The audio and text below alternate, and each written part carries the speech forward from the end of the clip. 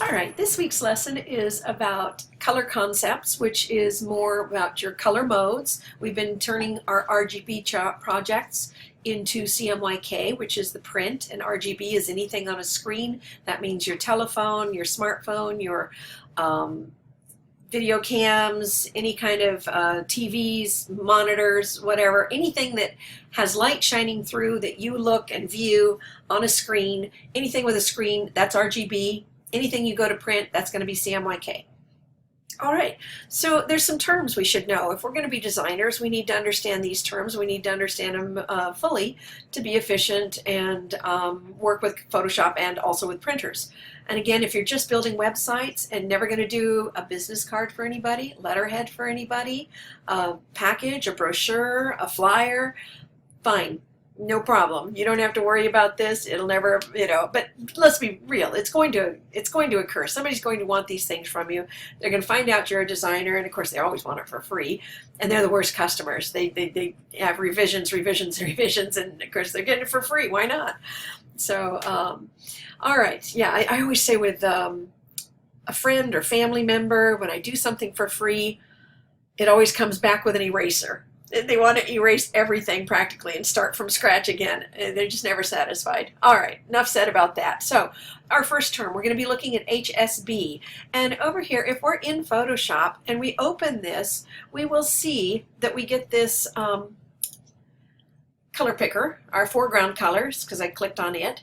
And it has this H for hue, saturation, S, B for brightness. Okay, and so what does it all do? I mean, if I change this, and I'm saying a red over here, and I go to the saturation's how much white's in it? How saturated does it get? And is it becoming a tint? Because a tint adds white. Okay, just how much white is up to your discretion. And the brightness, how much black is in it? You'd think how much white would be in brightness, because bright would mean like white, but no. Brightness is how much black's in it. And so you can see how saturated the color gets too. And again, that's kind of like your saturation here, or how rich and how much intensity it has. So you're looking at that. So you've got your hue, saturation, and brightness. And as I help people in the lab, they'll choose a color and it's in their project, and then they think, okay, I want another green or a different red, and they'll just come over here. Well, that red, or say over here even, or way over here, it may have nothing to do with the original red you chose. So let's say this is your original red. If you come over here, it could be in a whole different color scheme. And so you want to, if you want to go darker, take that same color, but then bring your slider down, and this color will be harmonious with this color. And same with your saturation if you want to tone it down some. And because I'm way over here, it's not going to work out too well. But if I started with my original color, and once I do that and then try to tone it down, this Pepto-Bismol Pukey Pink will, isn't that a great color for it? Okay, it will be harmonious, at least to the red. It will look nice in your project. It's not just a stab in the dark when you're up here on your hue, saturation, whatever, down there. It's not just a stab in the dark, oh, let's make it darker. And I mean, you can already see these two colors. You can see it up here, and this just are not harmonious. All right, so enough said about that's what our hue, saturation, and brightness comes from, those terms, and why we're going to study them, because they're involved in Photoshop. We need to know them for Photoshop. So hue is that first name. And what is a hue? Well, hue just means color. The color blue, the hue blue. I'm going to pick a hue from the reds. Okay, so you're picking a color from the red group or something. So hue just means color. You could it's basically, you can just swap it out for the word color. The color blue, the hue blue. Okay. So we've looked at the color picker in Photoshop, and we were looking at the foreground color when I pulled up the color picker, and hue can be adjusted. Oh, and so going back to it, again, there's all these different hues, all these different colors, right? Different hues, different colors. So you can choose from any of these hues, and yes, you can just go in here and pick anything you like, and when it looks good, you can say, I'm going to go with that. But once you decide to add other shades of that color, say keep it monochromatic, meaning one color, you can, these are all still in one color, and if you went to print with this, the printer would be very loving and only make you pay for one color ink by just adding some white or varying shades of that color. And so you can see you can get quite a few different, you can make a lot of colors from that one color you picked, and yet it's still monochromatic, meaning it's in the same range, or it's in its same group. It's all within that monochromatic. And let me show you, we'll get that with our color wheel in just a minute, and we'll learn that. So I'm kind of getting ahead of myself. So next we needed to understand saturation. And again, saturation is how much white's added to it. Remember, brightness is how much black is in it. And saturation, you can make it pretty dull once you get a lot of white in it. Okay, you can see how it gets pretty grayish dull down here as it comes in. And then, let's see, so I've pretty much covered those there. All right, so also when you're in here, if you've chosen a color, let me get back here on my hue, and I'll just pick that color there. If you come to saturation, or to saturation is going to be going towards white. If I stay on hue and I just want to get saturation, I could hold shift and just drag my little, oh, it's not going to let me hold shift and do it. But basically, if I stayed right along this line, that's again the saturation line, okay? And then holding shift didn't keep it constrained. I was hoping it would, so that if I was here, but at least along here, you're going to pretty much stay within the same color range. And again, if you slide down, you're going to get your brightness level, okay? But I could see those colors changing drastically. I saw some weird greens. It was like a foresty green in there at one point, and maybe I switched over too far. But anyways, that would be the equivalent of what your brightness is. So if you have a color, no matter where it's at on here, if you slide this way, you're working with your hue and saturation, but again, it's not going to be the exact same color, so I would not recommend it. I'm just pointing out that that's how you get to your saturation, one way, okay? And pulling down is a way to alter the brightness, or going up, depending on if you're already up in the upper corner, then just coming down. But if you started here, you could go up or down from there to change its brightness level, okay? So, but the accurate way to do it would be to come in here and then move your slider up and down, okay? So I'll cancel that out, and so here was brightness. I just hadn't read down far enough. Okay, and brightness is also synonymous with luminance. Sometimes it's called HSL instead of HSB, okay? This would be luminance. So brightness and luminance are the same, just like hue and color are the same. So we've kind of got some relationships going on there. I now want to introduce you to this shades, tones, and tints. So here's our hue, our color, which is a pure blue. Here's our hue, our color. All right. With that color, I can make it a tint, saturate it. Remember, saturation's by adding white. So if I add a tint to it, there's a new color. I've added white. And I've left the tint. Did I put it at 50%? Let's see, where's my percentage? Yes, I did. I just did it 50%. But again, this can change. You can make your tint very slight. You can make it real strong to where you barely even see the color at all. So 50% is probably a good spot for it. So I'll hit 5 to get back to the 50%. So I've added a tint. A tone is when you add part white and part black. So a gray. All right, and to be exact, a 50% gray. So now here's a tone. Notice it darkened it. And a shade, of course, will go very dark. Okay, and so you get your navy. So you've got these other three colors, and this is usually the one for web and stuff. It's a very rich color. It's one closer to nature. It's one closer that our eyes can relate to. And this is usually something that you just see on a computer screen. It's not something you usually would see in nature. Our eyes can't usually pick that up in nature, but a computer, you know, well, actually our eyes see more than a computer, but anyhow, this is a pretty bright, and it wouldn't be one in print. That's, I guess, what I'm getting at. It wouldn't be a color you'd be able to probably reproduce in print if I change this. In fact, let's do it. Edit mode, or image mode, and then go to CMYK and watch it. Don't merge. Okay.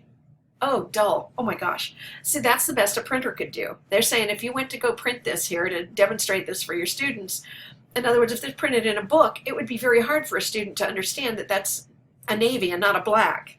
I'm going to Control Z. I'm back where I was. And I mean, again, look at the difference.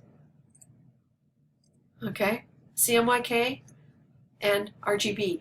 So it is nice to be able to put things in RGB color. And there are special printers that can print like 8 different hexadecimal colors instead of just your 4 colors. And they add greens and reds instead of just your CMYK, which is cyan, magenta, yellow, and your key color, which is black for that, okay? And the K does not stand for K in black, it stands for key, your key color. It just kind of wraps things up. All right, gives you your contrast and whatnot. So we're gonna do our first exercise. This was just kind of a fun thing, and it's in your files, so you'll have it.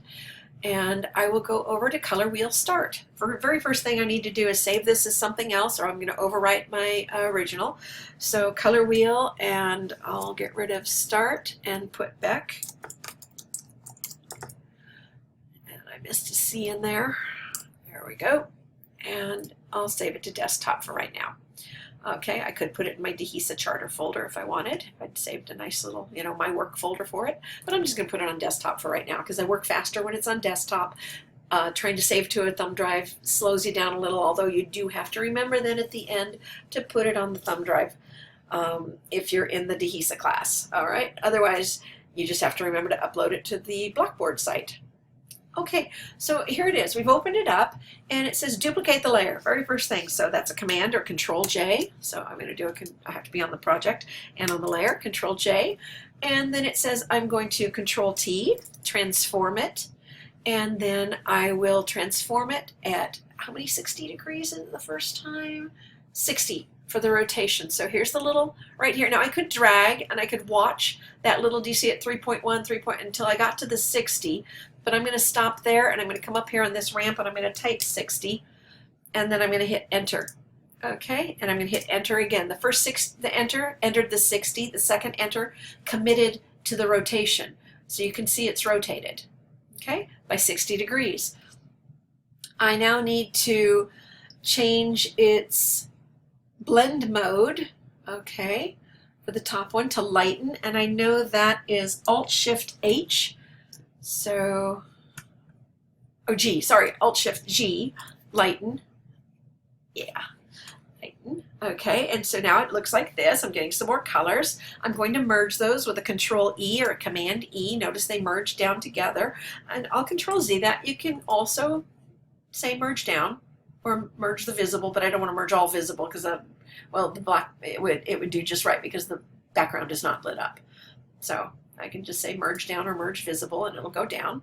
I'm going to Command J or Control J, duplicate the layer again, and this time I'm going to enter 30 for my rotation when I do a Control or a Command T. Control on a PC, Command T on the Mac, Control T, and enter the number 30, hit enter, enter.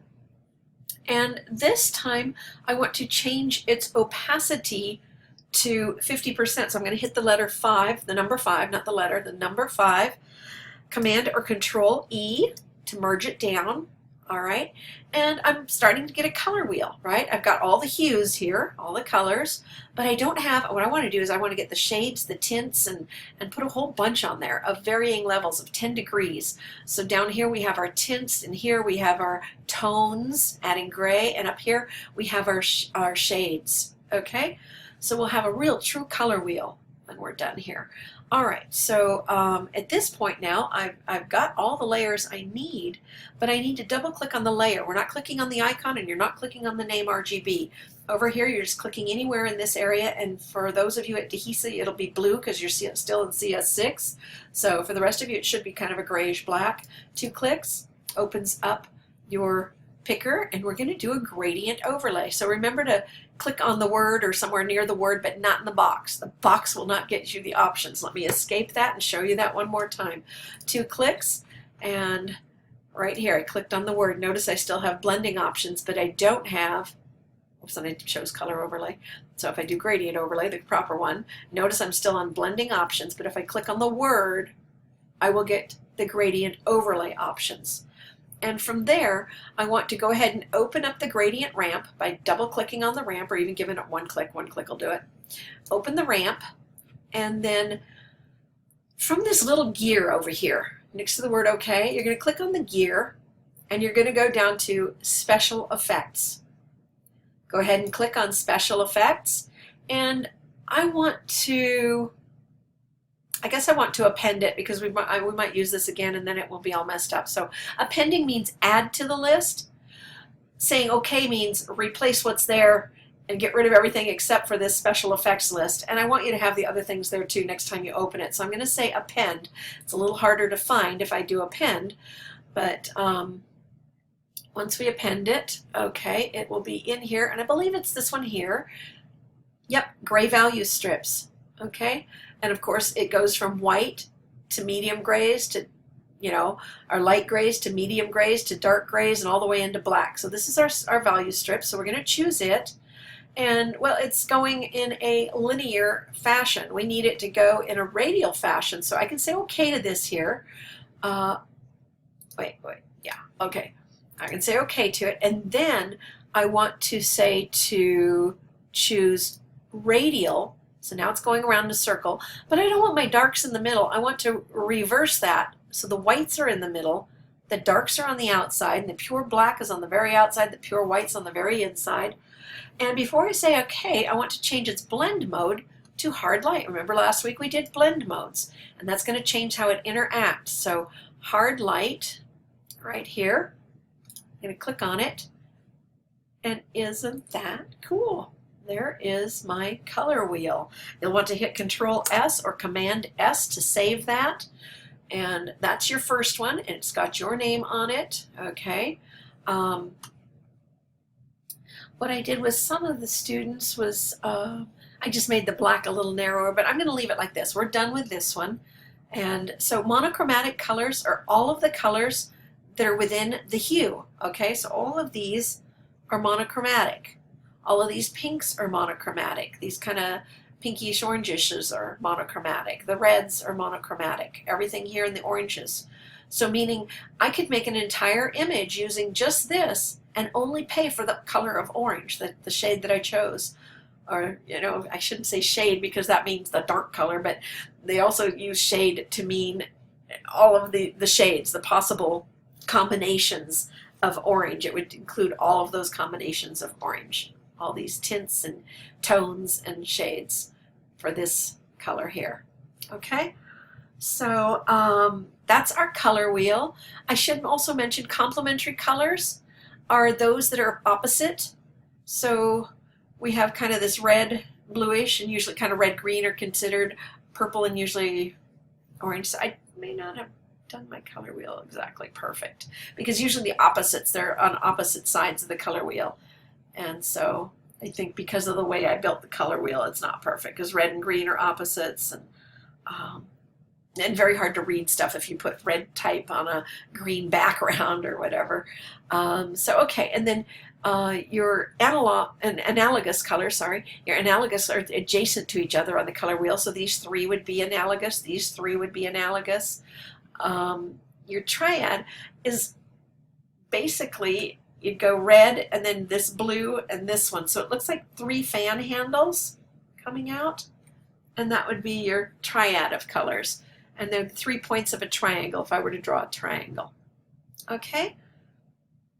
So if you don't have a great sense of color, it's okay because you can also, in another lesson we're going to do later in this class, is called Cooler. All right, and Cooler. So the lesson for Cooler is kind of here, but it's not a perfect lesson. And notice with Cooler color, if you use, I chose colors to do my type from the cat swing picture, cat on swing.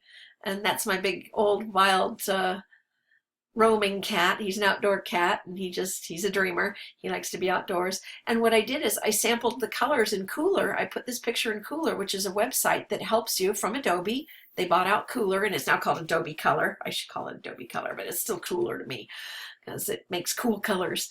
All right, and so this green came from his limey green eyes, and this kind of goldenish tint came from the cement back here. And so you can see just the different colors. The blue came from the swing. This blue came from over on the swing. And I chose colors that were harmonious with it to make this cat article for a Cat Fancier magazine. I mean, the whole thing's pretend, but it's harmonious.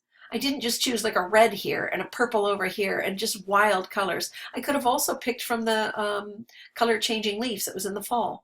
I could have picked some of the red from there, and not like a red like this, but this rusty red.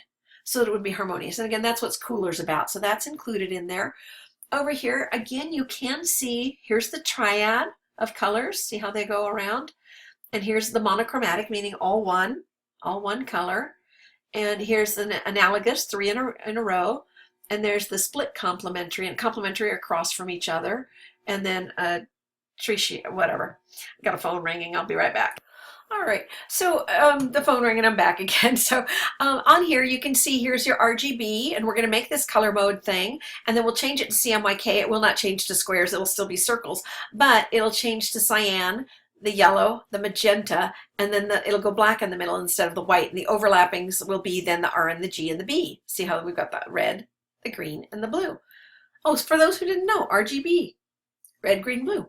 Okay, so here's the different things. Here's different color types. Your secondary colors, your primary colors. Okay, and your tertiary colors. And I'm not sure I ever pronounced that right, tertiary. I probably should just stop saying it so much, because then less chance of blowing it, right? And here's your hue. And again, the value of the hue, whether it's right close or all the way out on the color wheel, okay? And it can be a high value or a high chroma, they also call it. And I'll show you the hue and the value chroma on the next page. And then over here, your relationships between the colors. Okay, the lightness and the brightness, okay, or chroma, saturation, okay, so, and the different hues going around, and the lightness and the brightness going, okay, saturation going outwards from the white center on out, and anyway, over to here. Also, colors kind of give us feelings. When we get a lot of red, like if our classroom were painted in red, or your bedroom, if you're an online student, you tend to get aggressive and a little unhappy. So the best colors, and you don't want to be too excited, so you don't want to probably go with purple. Well, maybe you do. I don't know. Okay, or subdued, but pleased and relaxed. Your blues and your greens, those are your good colors, are kind of somewhere in the middle, so you're both pleased and relaxed. And again, these are just what they've studied. Just I can't say it's for sure, but again, here's some different color moods, the moods that the colors set for you. Here's the color theory, with the tone being the one with the gray in the middle. And this time the shade is all the way in the middle instead of on the outer edge. And the tint also kind of here on in the center. Okay. And then just the regular color, just the hue on the outside rim.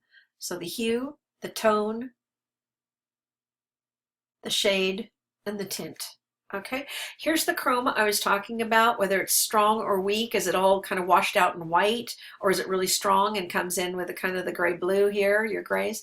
Okay, and then just the value, whether it's like a pure white, or how much gray is mixed in, or how pure black it is. Okay, your color wheel. So just a couple of extra bonus little things to get you excited about color and what we're doing. Our next project is the color modes. First thing I'm going to do is give it the name. So Control-Shift-S or Command-Shift-S if you're on a Mac.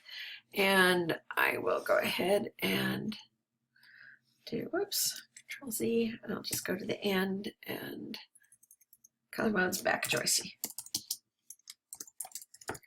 Got rid of that space. Okay, and I'll put that on the desktop also. All right, and it's a PSD file. I'll hit save and okay. So here's what I showed you on our color wheel. Okay, over here, the color wheel, the RGB, and I've got the R at the top because if this were, you were looking sideways, if I turned it, it would be whatever. Well, I've got the blue and the green mixed up on different sides, but it doesn't matter. Okay, all right, so here it is. We open it up. And we have our different shapes. We're not on any shape, so we're going to target red. Okay. And once on the red target, I want you to change it to lighten. And again, that's going to be your Alt-Shift-G for lighten. And already we've got our cyan in the middle there. Okay. Change this one to lighten, Alt-Shift-G. And we've got our cyan, magenta, and yellow. in the middle and our RGBs on the outside. So this is our RGB. These are our additive colors. I'm going to close my little triangle, my disclosure triangle. And above it, I'm going to open up my adjustments, and I'm going to give it, which one am I giving it? It's the reverse, which looks like above the RGB group, right in front of the panel, window adjustments, choose the first icon in the third row for invert. I was thinking it looked like a V, but that's the invert, first one in the third row, create invert. And sure enough, I went from, and if I turn it off and on, there's RGB color mode with white in the middle, and of course our CMYK overlapping in the middle. Now the great big ones, CMYK, CMYK, and the RGB in the middle. Okay, so this is how you'll turn it in with this turned on and with that open. In fact, I'll probably just take a screenshot. I'll have you close any properties or any other windows that are open and just take a screenshot. So on my Mac, it's not going to be the snipping tool. It's a Control Shift and the number 4. And as long as I can see over here too, I can grade that. Okay, and then you can put that on a Word document. So Word document, and that was your letter. Command N for a new Word document. Control V. Oops. And because I'm not on a PC, I work on both. I have to remember to switch hats here and grab the screenshot right here and drag it over if I'm on a Mac. And if you're on a PC, just Control V, which is the same as going to edit, paste. Go ahead and save that. And Command or Control S and call it whatever lesson this is. I'm just going to call it Color Modes with my name. And I will save it to the desktop. Okay, and save. So there it is. And toggling back over to Photoshop, hiding all of that. And how you can calibrate your Mac if you're on a Mac, and how you can calibrate your PC if you're on a PC to get your color correct. Okay, and that's it. I won't take up your time calibrating, but if you decide you want to calibrate and have really nice color, you can do it. But I'd talk to your parents first before you do that. Okay, see you in the next video.